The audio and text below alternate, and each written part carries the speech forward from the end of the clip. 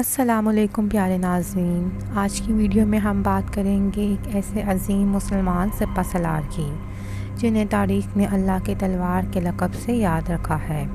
ایک ایسا مرد مجاہد جس نے کبھی میدان جنگ میں شکست نہیں کھائی، جن کی قیادت میں اسلام نے روم و فارس جیسی عظیم طاقتوں کو زیر کیا۔ جی ہاں، ہم بات کر رہے ہیں حضرت خالد بن ولید کی، جو نہ صرف ایک عظیم جنرل تھے بلکہ رسول اللہ صلی اللہ علیہ وآلہ وسلم کے قریبی صحابی بھی تھے۔ ابتدائی زندگی: حضرت خالد بن ولید کا تعلق قریش کے معزز قبیلے بنو مخزوم سے تھا۔ ان کے والد ولید بن مغیرہ مکہ کے بڑے سرداروں میں شمار ہوتے تھے۔ خالد رضی اللہ تعالی عنہ بچپن سے ہی جسمانی طور پر مضبوط، ذہین اور فن حرب یعنی جنگی فنون میں ماہر تھے۔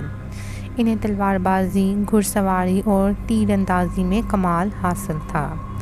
اسلام قبول کرنا: اسلام کے ابتدائی دنوں میں حضرت خالد بن ولید اسلام کے مخالفین میں شامل تھے۔ وہ جنگ احد میں مسلمانوں کے خلاف لڑے اور ان کی حکمت عملی کی وجہ سے مسلمانوں کو شدید نقصان اٹھانا پڑا، لیکن سچائی زیادہ دیر چھپی نہ رہ سکی۔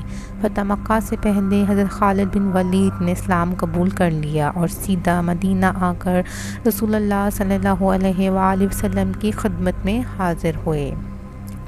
نبی کریم صلی اللہ علیہ وآلہ وسلم نے انہیں خوش آمدید کہا اور ان کے قبول اسلام پر خوشی کا اظہار فرمایا۔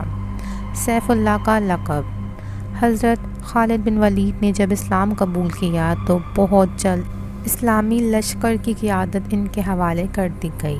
ان کی پہلی بڑی آزمائش جنگ موطا میں آئی، جہاں 3 عظیم صحابہ شہید ہو چکے تھے۔ اس نازک موقع پر حضرت خالد بن ولید نے کمان سنبھالی اور نہایت ہوشیاری، شجاعت اور حکمت عملی سے اسلامی لشکر کو دشمن کے نرغے سے نکالا۔ اس عظیم کامیابی پر رسول اللہ صلی اللہ علیہ وآلہ وسلم نے انہیں سیف اللہ یعنی اللہ تعالیٰ کی تلوار کا لقب عطا فرمایا۔ عظیم جنگیں اور فتوحات: حضرت خالد بن ولید نے اسلام کے لیے درجنوں جنگیں لڑیں اور کبھی شکست نہیں کھائی۔ چند اہم فتوحات یہ ہیں: جنگ یرموک، رومیوں کے خلاف عظیم کامیابی جس نے روم کی طاقت کو مشرق میں توڑ دیا۔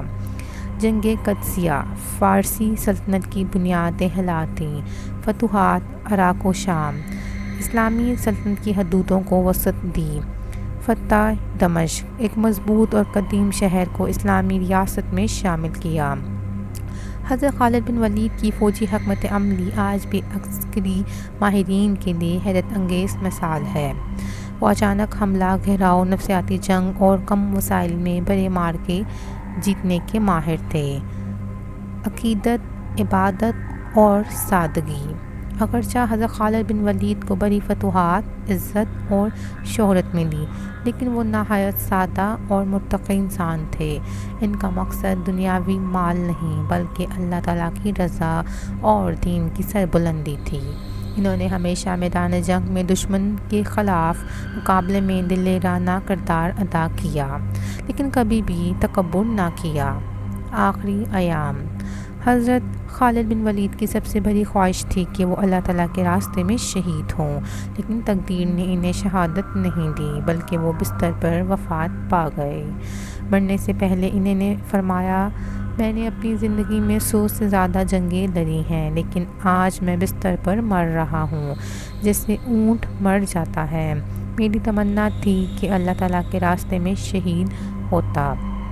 یہ الفاظ ایک سچے مجاہد اور عاشق شہادت کی گواہی ہے۔ پیغام: حضرت خالد بن ولید کی زندگی ہمیں یہ سکھاتی ہے کہ ایمان، نیت اور اخلاص کے ساتھ جو کام کیا جائے وہ دنیا بدل سکتا ہے۔ ایک انسان اپنی غلطیوں سے پلٹ کر دنیا کا سب سے عظیم سپاہی بن سکتا ہے، اور سب سے بڑھ کر اللہ تعالیٰ کی رضا ہر چیز سے افضل ہے۔